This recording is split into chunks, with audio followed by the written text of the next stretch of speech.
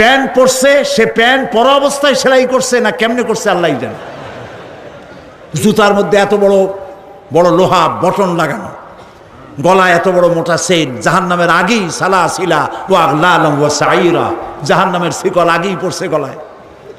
রাস্তায় মানুষে দেখে আর বাপ বাপ করে পলাইতে থাকে, বলতে থাকে আল্লাহ এই শয়তানেরে গজব দাও, এই শয়তানেরে যে মায় পেটে রাখছে তার কলেরা দাও, ওর বাপেরে বসন্ত দাও। আমিন।